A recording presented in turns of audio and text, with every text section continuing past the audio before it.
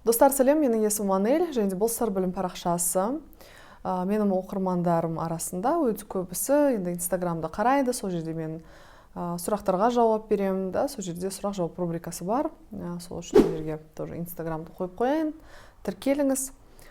Сол бір сұрақтың арасында мынандай сұрақ келген. Күйеуім тез бітіреді, не істеуге болады? Ләззат сезініп үлгермеймін. Яғни әйел адам күйеуі тез бітіреді, обычно это может быть 2-5 минут арасы, әйел адам әрине үлгермейді. Сол кезде не істеуге болады?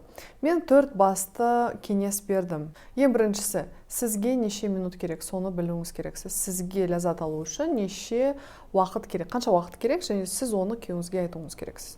Яғни сөйлесу, айту, ашығынан айту. Бұл ұят емес, бұл жерде енді негізінен өте көп әйелдер ұялады, бірақ оның еш ұяты жоқ. Сіз примерно қараңыз, сізге қанша уақыты керек, және төсек қатынаста мен әлі үлгермедім, маған әлі уақыт керек, осылай жасайық. То есть сіз осыны нақты айтуыңыз керексіз. Екіншісі, бұл күйеуіңіз өз-өзін ұстап үйрену керек, ойын басқа жаққа да сезіп, то есть еркек адам осыны қадағалау керек. Бұл жайында бөлек менде плейлист бар, бөлек менде видеолар бар. Тез бітіру жайында сіз оны тоже бөлек қарып қойыңыз. Үшінші кеңес. Пролонгатор, түрлі себетін нәрселер бар. Ол секс-шоп дүкендерінде, ұят емес дүкенінде де сатып ала аласыз.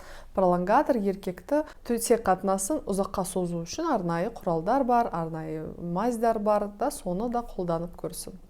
Төртіншісі, бұл да көмектеспесе, бұл уролог, андролог маманына көріну, анализ тапсыру, бұл да әсерін тигізу мүмкін. То есть денсаулық тарапынан еркек кісі өз-өзін ұстай алмаса, психологиялық тұрғыда ұстай алмаса, бұл денсаулық тарапынан себептері болуы мүмкін.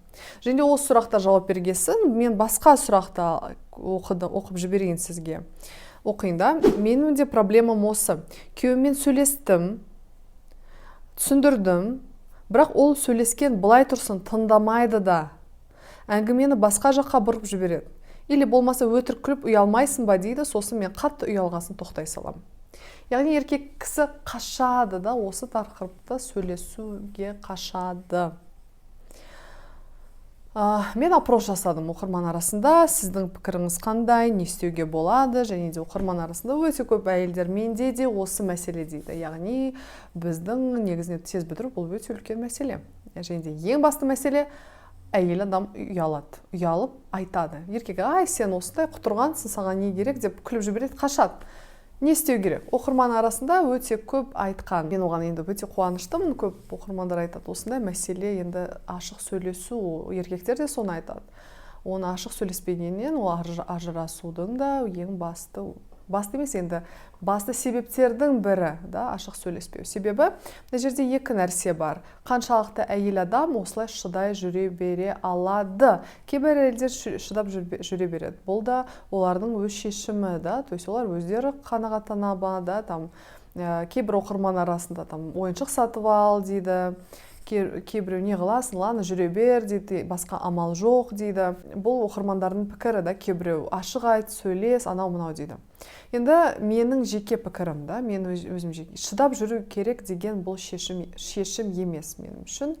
Әр қашанда өмірді жақсарту керек. Менің жалпы оқырмандар білетін шығар, менің ойым өмір қинау үшін емес, өмір бақытты болу үшін. Егер сізде төсек қатынаста бірдеме ұнамаса, егер де сіздің күйеуіңіз немесе әйеліңіз сізбен ашық сөйлемесе, қиыншылық келтірмесе, оны шешім жолдарын іздеу керек. Әрине, ең басты шешім жолы это ашық сөйлесу, айту проблеманы. Осы кезде күйеу қашса, не істеу керек? Ең басты кеңесім әйелдерге. Ең бірінші өзіңіз шешім қабылдаңыз. Сізге бұл қаншалықты маңызды? Қаншалықты сіз осылай өмір сүре аласыз, үлгермей, ләззат алмай, оргазм не екенін білмей, или өз-өзін қанағаттырып жүре беріп. Егер де сіз күйеуіңізге айттыңыз, ең бірінші қыздар, мына жерде прям фонарик такой яркий, красный, жеткізу керек. Егер де сіз жеткізсеңіз, маған ол маңызды, мен осылай жүре алмаймын, менің денем ауырады, менің маткам ауырады, мен ләззат алмасам, мен қиналып жүрем. Егер де күйеуіңіз миы болса, ақылды болса, бұл әрекет жасайды. Любой нормальный еркек адам әрекет жасайды.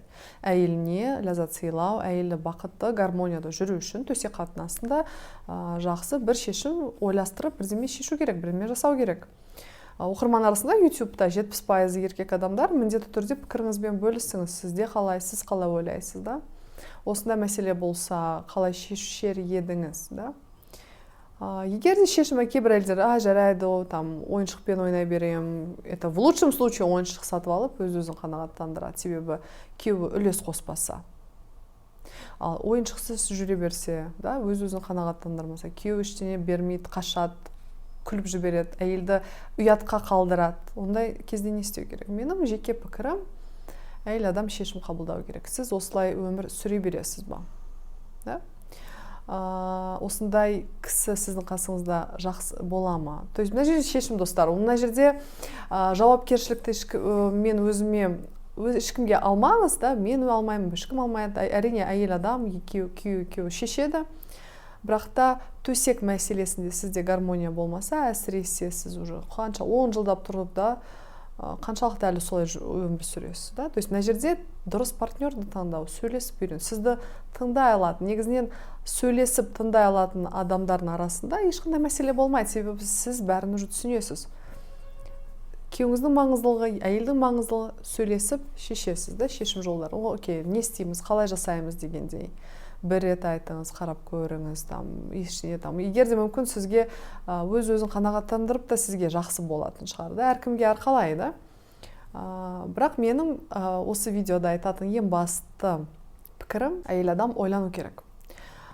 Қаншалықты сіз осылай өмір сүре бересіз. Егер де сізге, в принципе, окей, норма, егер де жоқ болса, все, уже ары қарай шешім қабылдаңыз, да.